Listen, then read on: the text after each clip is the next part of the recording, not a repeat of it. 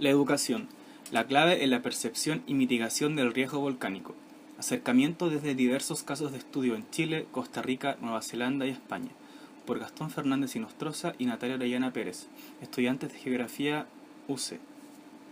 Este trabajo pretende entregar información sobre el rol que cumplen las distintas instituciones en la educación y subrayar la importancia de esta en la percepción de la población y en las medidas de mitigación del riesgo volcánico. Ya en 1962 se advertía sobre la mayor capacidad que poseen los niños para aprender durante su infancia. En consecuencia, diversos autores, como Peterson, proponen que los esfuerzos de la educación sobre el riesgo volcánico deben enfocarse a los niños, porque a través de ello los padres pueden ser informados. La educación del riesgo influye significativamente en cómo la población percibe las amenazas y peligros que tienen a su alrededor, siendo de importancia ante riesgos invisibles, como por ejemplo un volcán inactivo. De este modo, el tema investigativo se centra en identificar la importancia que tiene la educación y el conocimiento local como eje fundamental en la mitigación y percepción del riesgo.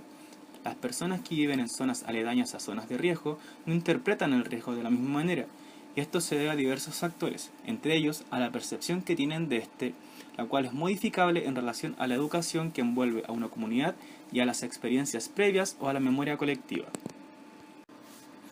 Resultados. De la experiencia extraída en base a los estudios realizados por numerosos especialistas en distintas localidades de Nueva Zelanda, se extrae que un objetivo clave en la comunicación de riesgos es animar a la gente a adoptar medidas de preparación que reduzcan su riesgo, aumentando su capacidad para gestionar las consecuencias del peligro.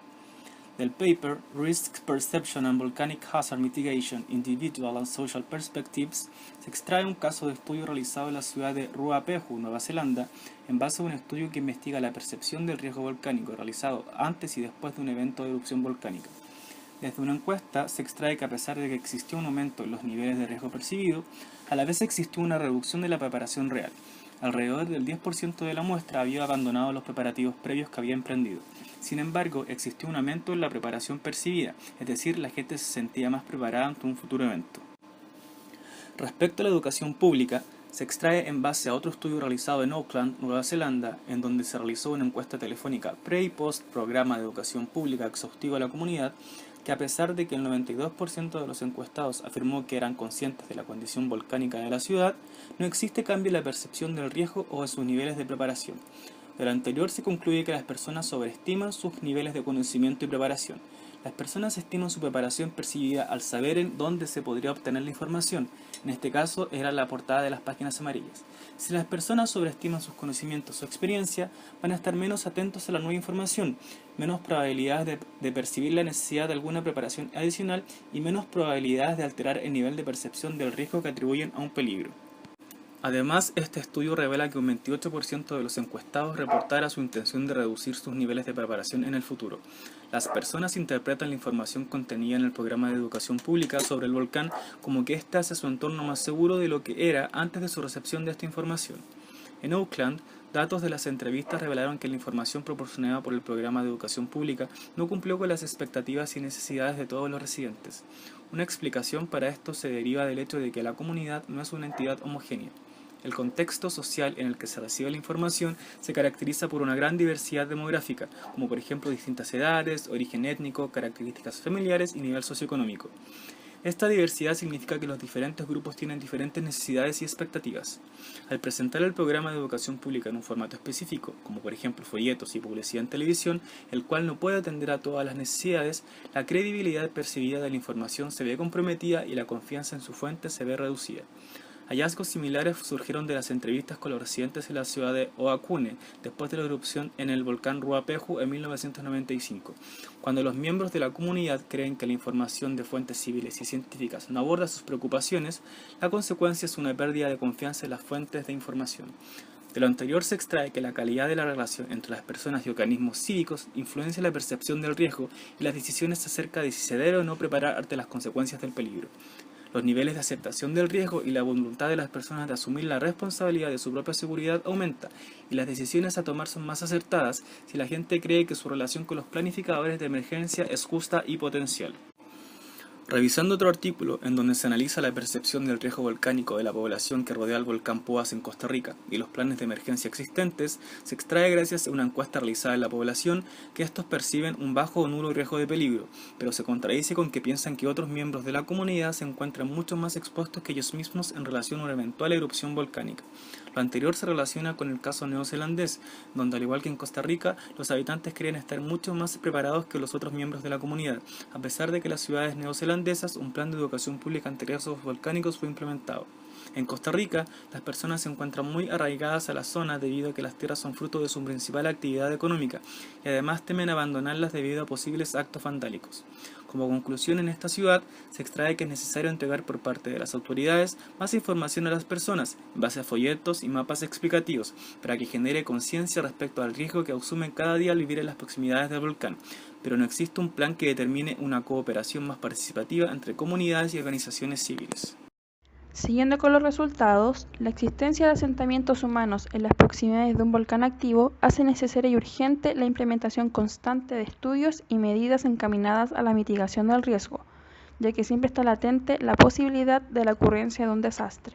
Es por ello que en base a un estudio comparativo entre Nicaragua, Chile y España, ordenado de manera creciente de acuerdo a su IDH, se establecen las diferencias y similitudes en base al conocimiento que estos tienen sobre el riesgo volcánico, a la viabilidad de su actuar para gestionar y reducir el riesgo, a la relación que existe entre la situación socioeconómica del país y sus planes de prevención y, por último, la implementación de programas educativos para la mitigación del riesgo.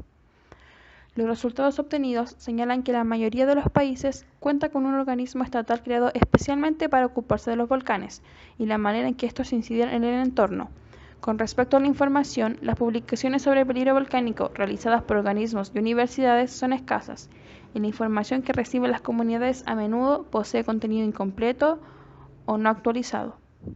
Con el Diseño Internacional para la Reducción de Desastres Naturales y la Declaración de Hyogo, se consiguió dar un primer impulso a proyectos como la creación de una red de monitoreo sísmico básico en los volcanes activos de Nicaragua o un Plan Nacional de Emergencias para Chile. Por otro lado, cabe señalar que ninguno de los gobiernos cuenta con un presupuesto destinado directamente a la prevención del riesgo, y son iniciativas individuales o de los propios organismos los que deciden dedicar cierta parte del presupuesto a la prevención. Los boletines, mapas de riesgo volcánico, sistemas de alerta como el semáforo de peligro volcánico, son utilizados como planes de prevención y herramientas de difusión de información.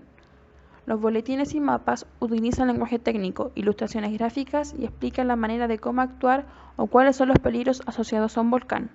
Sin embargo, y al igual que el semáforo de peligro volcánico, estos van dirigidos a un público con conocimientos mínimos sobre el peligro volcánico, como la comunidad geocientífica, estudiantes y autoridades, generando problemas en la población, pues se crean dificultades en la manera de cómo interpretar la información. Esta situación causa graves desastres cuando una sociedad no interpreta bien las manifestaciones del peligro y en consecuencia no adopta las medidas necesarias para reducir la vulnerabilidad. Conclusiones. La calidad de la relación entre las personas y organismos cívicos influencia a la percepción del riesgo y las decisiones acerca de si debe o no existir preparación ante las consecuencias del peligro. Los niveles de aceptación del riesgo y la voluntad de las personas de asumir la responsabilidad de su propia seguridad aumenta, y las decisiones a tomar son más adecuadas si la gente cree que su relación con los planificadores de emergencia es justa y potencial. Cuando no existe una discusión sobre el riesgo con otras personas de la comunidad, la gente tiende a transferir el riesgo a los otros participantes de esta. Por ende, se desprende que ante cualquier tipo de manejo de riesgo debe existir una participación comunitaria, que a la vez debe estar en concordancia con organismos cívicos, los cuales deben complementarse con esta. No es la información en sí misma lo que determina si las personas actúan para gestionar su riesgo, más bien las decisiones están determinadas por cómo las personas interpretan la información, es decir, cómo hacen que sea significativa para ellas. Por otra parte, las personas interpretan la información en el contexto de las experiencias, creencias y expectativas que son forjadas, cambiadas y sostenidas a través de sus relaciones sociales. Los conceptos de riesgo ambiental de la gente se vuelven entonces influenciados por los puntos de vista de otros, al igual que las decisiones que toman respecto de cómo podrían enfrentarse al riesgo. Se desprende también que en aquellos países donde los recursos son escasos, estos se suplen fortaleciendo la educación. Por lo tanto, existe la necesidad de conseguir una percepción del riesgo lo más uniforme posible, buscando herramientas de comunicación que permitan establecer una relación entre el nivel de amenaza del volcán y el nivel de respuesta de la sociedad, incorporando el tema del riesgo en la dinámica cotidiana, donde las comunidades aporten con su experiencia y su saber local para la gestión del riesgo y que éste sea enriquecido con el conocimiento técnico, generando así procesos de aprendizaje significativos y continuos.